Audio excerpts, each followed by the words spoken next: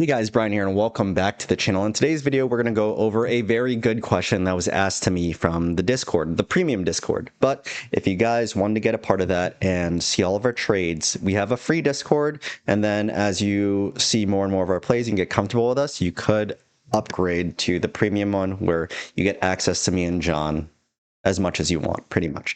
But for the question that was asked to me, it was a pretty simple one too. So question, when you post your income for the month, is that net value? If so, I'm nowhere near that. I do follow all your trades. Am I doing something wrong? So I asked him, you follow all my contracts, you do all the amounts that I do. And I also said that's exactly how much I've gotten in premium. That is every number that I put up there. I add up everything, and at the end of the week, I tally it all up, and at the end of 2 weeks or the month, I end up fully putting how much I made in premiums. So for those that don't know, I made over 16K in premiums this month in September so far, and there's still a few more days left, so I could pretty much get a little bit higher, and that is an all-time best for me. And usually September is a slower time in the stock market, but the stock market be stock marketing, and I'm doing really well. So as long as the market keeps going up, I should be able to do similarly. My goal is always to get around 10K a month, and so far for the last few months, I've been doing that. And with the increasing amount of growth in my portfolio, it should get easier and easier. So then he said that he closed out some of my plays of like the 120 strike for Hood for October, I think 24th or something like that. And I asked him why, because we just made that play, I think like this week or last week. Like, why would you do that? I'm pretty sure this week. And he said because it was up like 50% at the time, or mostly right here it says that he panicked because the stock price dropped from like 128 to 121 or 120 at the time. And that's when I say to everyone, that's when the mindset needs to shift, because he has experience with options, but he has experience with buying options. So when you're buying options, there's theta decay. When the price moves, when there's a price action that moves against you, the value drops significantly. But for us option sellers, the goal is income, and the income is the premium that you're collecting, and you collect that right when you make the trade, and your account value will reflect it at expiration or when you close out the trade. So my thought process to educate is always like what I told him here. I'm very direct.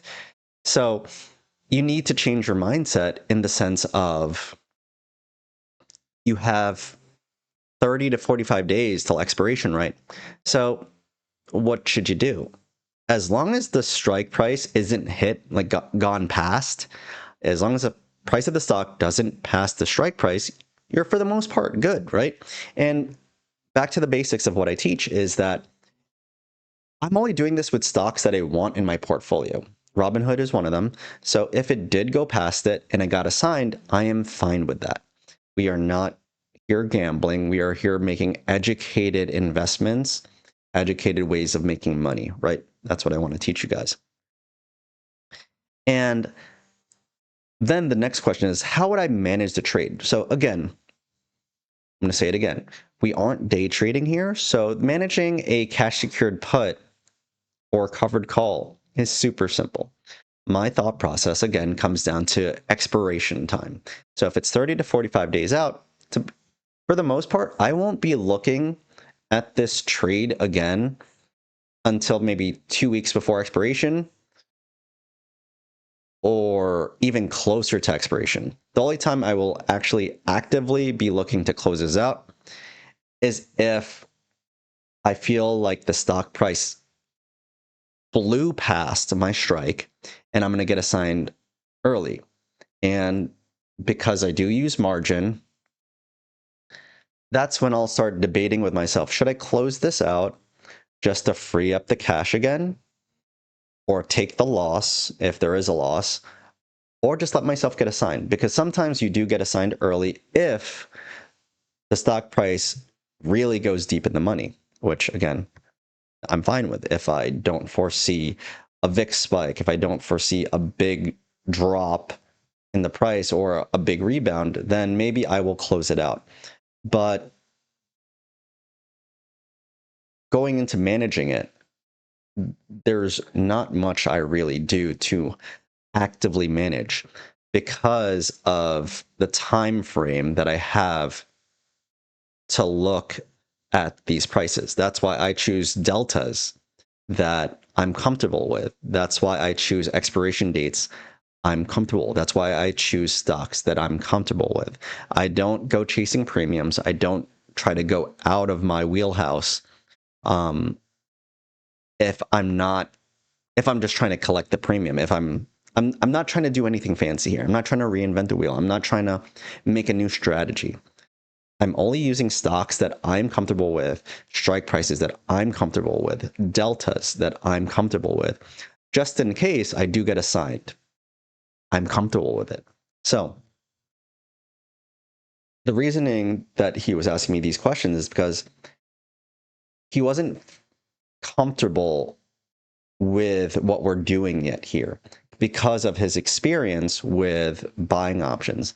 But because of selling options is a whole different game, you control 90% of what happens with your portfolio other than the 10% of what the stock market does.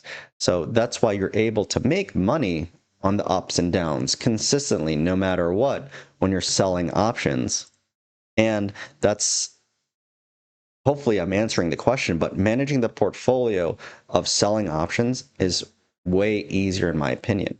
And if it's just like a few contracts here, a few contracts there, I'm personally not worrying about it because if you look at my portfolio, I use the same stocks over and over again. I feel like I've done enough research on them where I kind of know where they're going to be channeled in. So the managing is, I won't say non-existent, but it's very passive in my case because I don't look at it too often. And what I also do, like what I talk about, is staggering expiration dates for if I'm using the same stocks or multiple stocks. I stagger expiration dates to always know that there's money going to be freeing up at some point. And I do that so I'm able to make more plays a month. I'm able to use margin more efficiently.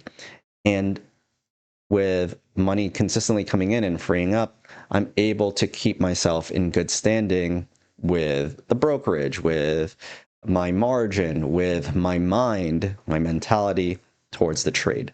And I really hope I answered the question, but I'll go over more and more of these as we continue to make more trades and as I continue getting more questions. But again, it comes down to the strike price, comes down to the delta, comes down to the stock that you're using and the expiration date. That's why I put expiration dates 30 to 45 days out because it gives you enough time to be right. And if you become wrong or get close to wrong, that's when you're able to also roll the play or get out of the play, which is perfectly fine to do. We're here to make money. We're not here to gamble. And that's what I'm here to teach you guys. So let me know what you guys think.